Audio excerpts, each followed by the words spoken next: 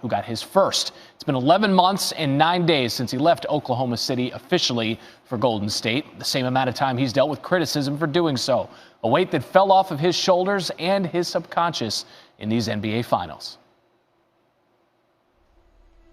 We live in this superhero comic book world where either you're a villain or you're a superhero if you're up in this position, and I know that. It was never about what they thought about you, what they said about you. They didn't understand. I lost respect for him. Very, very weak. The pressure got to him. Pressure breaks pipes, as they say. He was the title there. What does it mean? They were going to win perhaps without him. I can't really control how you feel. I'm sorry you feel that way, but I got a short amount of time left to play basketball. I just want to enjoy every single day of it. Winning this championship, it's what's expected. I'm not as high on Durant as you are. I'm not sure that he's a closer. Don't listen to that outside noise. Listen to me, the truth that lies within your subconscious. Your whole career has prepared you for this, to put an end to coming in second. LeBron James gets his first title, winning the series from the Oklahoma City Thunder 4-1. You're done reliving the past. Finished falling short. The Warriors win while trailing 3-1. Look up at those banners, man. It's time for one of them to be because of you. Kevin Durant in his second NBA Finals, ready to go. I want to win a championship. I want to be the guy that takes them over the top. You understood how jointed forces are powers instead of weakens.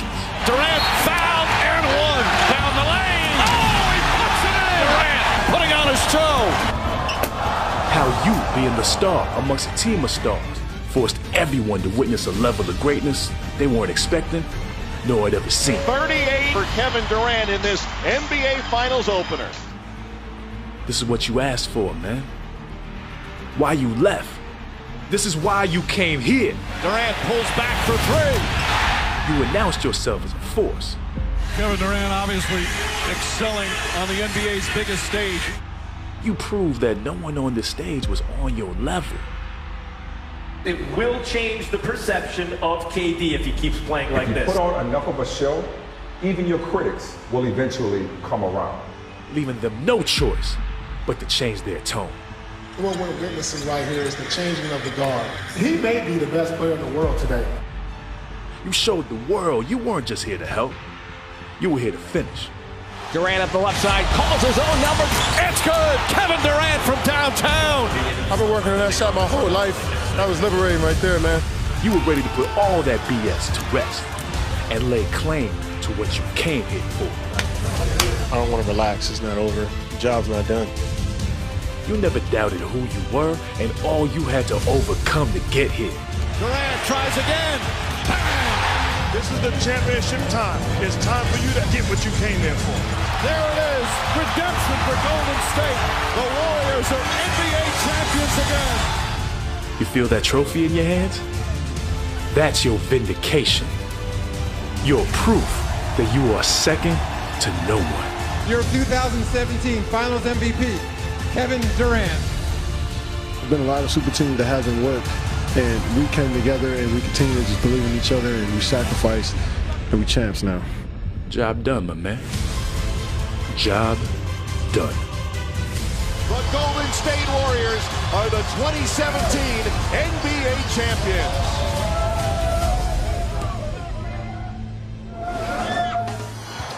Kevin Durant, NBA champion. Those words roll right off the tongue. First trip to the finals since back in 2012. That was also a 5-game series, also against a LeBron-led team. This one turned out much better for Durant than that series with the Thunder did. Warriors won in 5 behind an even more dominant performance from KD, who scored at least 30 in every game. Well, Monty, according to Vegas, the Warriors seem to be unbeatable. At least that's how we're forecasting this. I want to talk to you about ranks and where they rank. Are they the greatest or one of the greatest teams you've ever seen?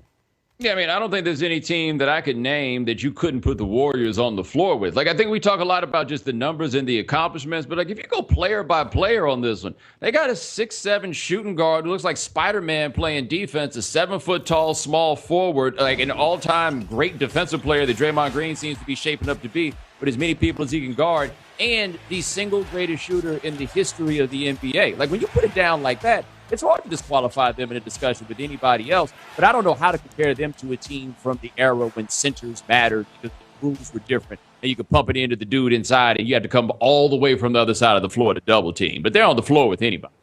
All right, so listen, I just heard Dave McMenamin talking about getting over the hump and who they could actually use to get over the hump. What player would the Cavs need to bring on to actually be, equal? And because right now they're not equal in terms of firepower. Who do they need? Do they need a Carmelo Anthony, a Paul George? Name someone that could match star power on and off the court. Well, see, the problem they've got, though, is that they're over-invested in the front court. So with Love, Thompson, and LeBron James, you're talking about 3 max-type players that are playing in the front court. I've always thought that LeBron's game needed to age and evolve into becoming a power forward, but they're over-invested in power forward. So to me, what they need to figure out is everybody on the roster be available for trade except for LeBron James. They don't have a rim protector. They don't have a second playmaker. It's not even names. It's just the specific things that they have. So if they were to go get Paul George, you put Paul George, LeBron, and say Kevin Love or Tristan Thompson out there, you still don't have anybody to protect the rim. That's interesting that you say that. These are all the players that LeBron wanted, but no one thought about what would happen if somebody like KD, because that wasn't even imaginable, would go to the Warriors. And now he finds himself in this situation where he had to fight for these players, and he may, in fact, have to say some of these boys got to go. So what do you think about that? Do you see that being the situation? That's the only answer to this scenario in order for them to get over the hump. Yeah, I mean, just if the foundation that they have is just not really in the same stratus as the one that the Warriors are in. Now, I mean, things can happen and you can beat the Warriors in a series, right? Like Steph and Kevin Durant are the guys that can get their own shots, but they need Klay Thompson or Draymond to hit shots, and that's not necessarily guaranteed, or at least they like to have that for the best case scenario for them. But with the Cavs, no, none of us saw what was going to happen with the Warriors. Like, it's one of the more unexpected developments in the history of the NBA where they fired Mark Jackson after they won something like 52 games. And I remember my thinking at the time was, well, how many more wins do you expect to get out of Steph Curry and Klay Thompson? And, what more do you think you're going to get? And the answer was 67. And then the answer was 73. And then this year came, right? Like, nobody saw that this sort of thing could happen. And it's an interesting chapter, not just in the story of the league, but in the story of LeBron James, because I think he did think to a degree that they had it all figured out in Cleveland, had the young guard, went and got Kevin Love. Like, it made a whole lot of sense. And then, boom, this happened. No, you're right. Nobody could have predicted this. Even when it was a possibility, no one could have predicted this because it just didn't make sense on paper and just too good to be true. Meanwhile, LeBron 3-5 finals, does that hurt his legacy? Or do we ignore the fact that he's made it to consecutive finals multiple times? Yeah, like, I don't get so much into the legacy discussion about people who aren't dead, but as it goes for LeBron, I do feel like it's kind of disingenuous to say, does your 3-5 record hurt your legacy when a significant part of the legacy is getting to the finals 8 times, right? 8 times LeBron has gotten to the finals. LeBron took the worst team ever to make the NBA Finals, at least since the merger, the 07 Cavs, and beat maybe the best team we've ever seen in the finals, last year's Warriors, at least, before we saw this squad. Like, these are the things that have happened. There have been losses that are along the way, but I ask this. Magic Johnson went to the finals 9 times. The record was 5-4. Now, yeah, you can make the argument that it was over 500, but who's knocking Magic because they lost in the finals 4 times? Who's knocking Magic because he fell apart in 1984? Who's knocking Magic for, losing to the Rockets in 5 and 86, losing to the Pistons in 4 and 89? Nobody's doing it. So, I'm not doing that to LeBron. I'm not knocking the man for getting that far. I just can't do it. All right. Let's talk about LeBron, Dave. Now 8 NBA Finals, and it sounds a little strange because his team was beaten in 5, but was this his greatest finals performance yet? David, by some statistical measure, mainly the triple-double, which has never been achieved by any player in the history of the NBA Finals, yeah, you would say, you got to say this 5-game series, it was for LeBron. 33.6 points, 12.5 rebounds, 10 assists, over 50% shooting. But really, it can't be. They lost the series, and he beat this same Warriors team a year ago, coming back from a 3-1 deficit. In that series, he goes 40 points in Game 5, 40 points in Game 6, triple-double in Game 7, and the game-sealing block that he called the defining moment of his career. So an excellent encore individually, but without the sweet taste of victory, I can't give him the crown for 2017. Certainly 2016 was the finals we'll remember for the rest of his career, for the rest of his life, for that matter. And you can even go back to 2015 and what he did with an undermanned Cavs team that year. He's had a tremendous run in the finals, absolutely. We heard him talking at the very outset here, Dave, about how strong this Warriors team is. It's a scary team. Doesn't look like it's losing much this offseason, so the Cavs obviously need to ramp it up. What is the plan there? David, I had a Cavs player text me this morning and tell me, I hope that we get a chance to come back with this same group. There is a sense in that locker room that they have enough at the core when you're talking about LeBron and Kyrie Irving and Kevin Love and Tristan Thompson, but perhaps they have to fill around the margins. Now, they have something called the mid-level exception, which is about $6 or $7 million that they'll be able to use to try to retain a guy like Darren Williams.